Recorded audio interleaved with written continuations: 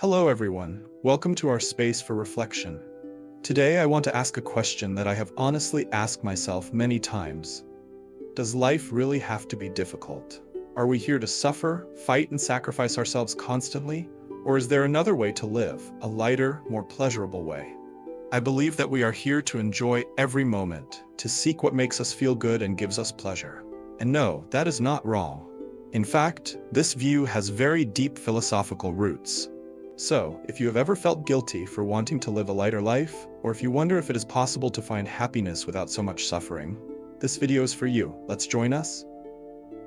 First of all, let me introduce you to a philosophy that perhaps sums up what I think well. Hedonism. Hedonism is a philosophical school of thought that places pleasure as the main objective of life. But calm down. I am not talking about irresponsible or selfish pleasure. I'm talking about living in search of what really makes us feel good. Be it a quiet moment with friends, a good book, or even that nice feeling of relaxing after a productive day. This idea is not new. It comes from ancient Greece, with a philosopher named Aristippus of Cyrene, who was the first to argue that pleasure is the greatest good in life. He believed that happiness was in enjoying the pleasures of the present, without getting too caught up in the past or the future. And you know what? I agree with him. Why do we complicate things so much? Why do we think that only suffering validates our achievements? Can't we just live? Let me tell you a little more about Aristippus of Cyrene. He was one of Socrates' first disciples, but he had a very different view of his master. While Socrates sought universal truth and emphasized virtue and self-control as paths to happiness, Aristippus proposed something different. He believed that pleasure was the essence of life and the true path to happiness. Aristippus argued that we should seek out pleasurable experiences and avoid pain whenever possible. However, he also warned about the importance of maintaining control over pleasures, because if we become slaves to them, we end up suffering. For him, pleasure was not just an end in itself, but should be sought with wisdom and balance. For example, imagine eating a sweet treat. This can be very pleasurable, but if you overdo it and eat too much, you may end up feeling sick later. So Aristippus's idea was to balance things out, to enjoy pleasures without letting them dominate us. He believed that all pleasures were equal in terms of value, but it was essential to choose those downswing.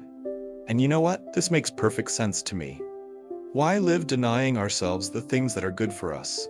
Life already has enough challenges. We don't need to complicate it even more.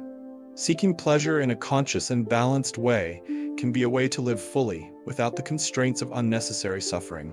After all, we are here to make the most of every moment. Another famous hedonist philosopher was Epicurus.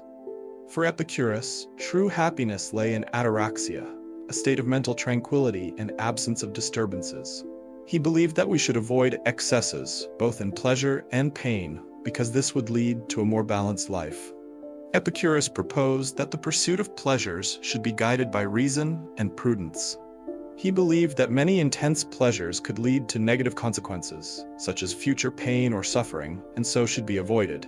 Instead, he advocated the pursuit of pleasures that were natural and necessary, such as friendship, knowledge, and simplicity in everyday life. For example, Epicurus said that eating bread and drinking water could be as satisfying as a luxurious banquet, as long as you were at peace with yourself. For him, true pleasure lay not in satisfying extravagant desires, but in cultivating a life where basic needs were met without undue effort or anxiety. Epicurus' philosophy also emphasized the importance of aponia, or the absence of physical pain, as an essential component of achieving happiness. He believed that a life free from physical and mental pain was the path to true fulfillment. The combination of ataraxia and aponia formed the core of his vision of a happy life. In addition, Epicurus viewed philosophy as a practical tool for achieving this serenity. He believed that philosophical study helped people better understand their real needs and distinguish between frivolous desires and those that truly contributed to well-being. In short, Epicurus teaches us that happiness lies not in accumulating wealth or pursuing fleeting pleasures, but in cultivating a simple and balanced life, where pleasure is found in the little things of everyday life and in inner peace. This approach remains relevant today, offering a valuable counterpoint to modern pressures for excessive consumption and the relentless pursuit of status. And you know what I find beautiful about this vision? It's the idea of appreciating the little things. We don't always need something grand to be happy. Sometimes a simple moment can be all we need. Now you must be thinking, okay, but how can I apply this to my life? Well, I believe we can learn a lot from these hedonistic philosophers and apply these ideas to our daily lives. Before we get into the topics, I want to make an important observation. The one who defines what pleasure is for you is you, and no one else. What brings happiness and satisfaction is something deeply personal, and it is not up to other people to tell you what should or should not make you happy. For example, for some people, studying can be extremely pleasurable, a time of learning, growth, and personal fulfillment. For others, studying can seem like pure hell. The same goes for the gym. While some people find pleasure in physical exercise, in overcoming their own limits, and in the feeling of well-being that comes afterwards, others may find it exhausting and unrewarding. And here is the main point of my view on hedonism. It is a philosophy that respects individuality.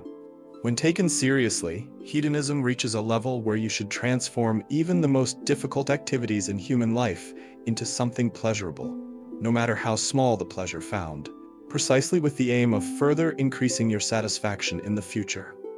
And although sex, for example, is a great source of pleasure and has its undeniable value in human life, it is not the center of hedonism. Depending on the person, a sexual relationship can last 4 minutes, and he would already be a machine. Jokes aside, sex is important, yes, but it is far from being the focus of hedonism. It represents only a small moment in our lives compared to everything else. For example, think about tasks such as studying for a difficult test, working hard to achieve a financial goal, or even taking care of your physical and mental health.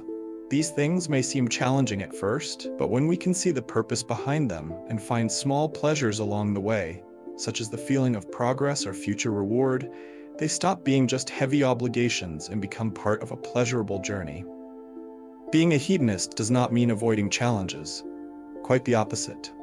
Some of life's greatest pleasures can only be achieved when we are well in several areas: intellectually, physically, emotionally, and financially. Seeking pleasure without first seeking to achieve these goals goes against this philosophy. After all, how can we fully enjoy life if we are constantly preoccupied with basic problems or dissatisfied with who we are? So hedonism is not about avoiding hard work or responsibilities. It is about finding ways to make these journeys lighter and more rewarding. It is about transforming even the most challenging moments into opportunities for growth and pleasure. Because, in the end, all of these contribute to a fuller and more satisfying life. Now, with that in mind, let's take a look at the practical steps to incorporate this vision into your life. Of course, let's expand on this excerpt to further deepen the reflection. First, stop feeling guilty about seeking pleasure in your life. Enjoying good things doesn't make you selfish or superficial. It makes you human. We live in a society that often glorifies sacrifice and selflessness, but it's important to remember that pleasure is a fundamental part of the human experience. Allow yourself to enjoy the good moments without feeling guilty. After all, life is short and deserves to be lived with joy. Second, seek conscious pleasures, those that do you good in the present without harming your future. This means choosing activities and experiences that not only provide immediate satisfaction, but also contribute to your long-term well-being. For example, taking care of your health can be extremely pleasurable when you find physical activities that you truly enjoy or discover foods that are delicious and nutritious. It's about finding a balance where momentary pleasure doesn't compromise your future well-being. Third, cherish the little things. Too often, we're so focused on big achievements or extraordinary events that we forget to appreciate the little moments that really make up the bulk of our lives. Sometimes that warm cup of coffee in the morning, a heartfelt conversation with a loved one, or even a moment of silence and contemplation can be enough to bring genuine joy. Learning to appreciate these small gifts can transform our perspective and help us find happiness in our daily lives. And lastly, Remember to balance all of this with responsibility. Seeking pleasure doesn't mean ignoring your obligations or running away from life's challenges.